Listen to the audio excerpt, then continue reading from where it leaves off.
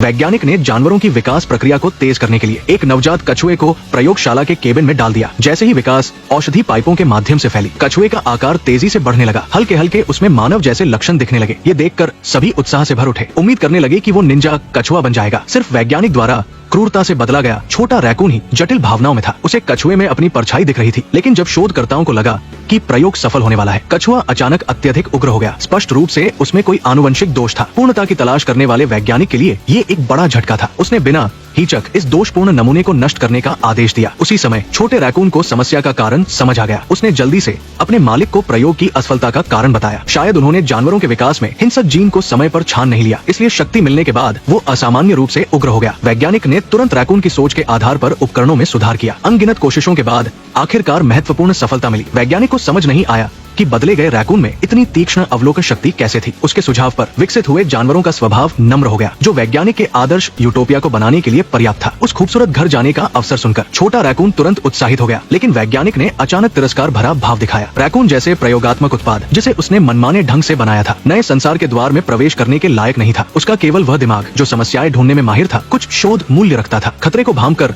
Raccoon को पता था कि वहाँ रुकना ठीक नहीं। उसने जल्दी से जेल में उपलब्ध हिस्सों को इकट्ठा किया और उपलब्ध सामग्री से जल्दी ही एक मोबाइल जैसी प्रवेश कार्ड बना ली। उसे अगले दिन से पहले अपने साथियों के साथ अंतरिक्ष यान से भागना था। भविष्य की सुंदर आशा के साथ रैकून ने जेल का दरवाजा खोला और अपने करीबी दोस्तों को एक एक कर रिहा किया। लेकिन स्वतंत्रता का जश्न मनाने से पहले अचानक तेज गोली की आवाज गूंजी। वैज्ञानिक को पहले से पता था कि रैकून आसानी से हार नहीं मानेगा। उसने पिस्तौल निकालकर उसे पिंजरे में वापस जाने की धमकी दी, लेकिन मरे हुए साथी उसकी सहन शक्ति की आखिरी कड़ी बन गए। कभी हिंसा न करने वाला रैकून दुख में धीरे धीरे अपना विवेक खो बैठा और बिना हिचक अपने मालिक पर झपट पड़ा। अपने नुकीले पंजों से उसके चेहरे पर वार किया। बचे हुए साथियों ने उसे जल्दी से वहां से निकलने को कहा, लेकिन रैकून ने गुस्से में बेकाबू होकर हमला जारी रखा। जब तक सशस्त्र गार्ड मौके पर नहीं पहुंचे, वो तब भी विरोध करता रहा। उसने जमीन से पिस्तौल उठाकर गार्ड को मार गिराया, लेकिन भाग्य ने उसके साथ मजाक किया। तीव्र गोलीबारी के बाद उसके सभी साथी ग्रेनेड की चपेट में आकर मर गए। रैकून ने अपने दुख को दबाने की कोशिश की। गोलियों की बौछार के बीच अंतरिक्ष यान के ड्राइविंग केबिन में कूद गया। फिर उसने इंजन शुरू किया और डगमगाते हुए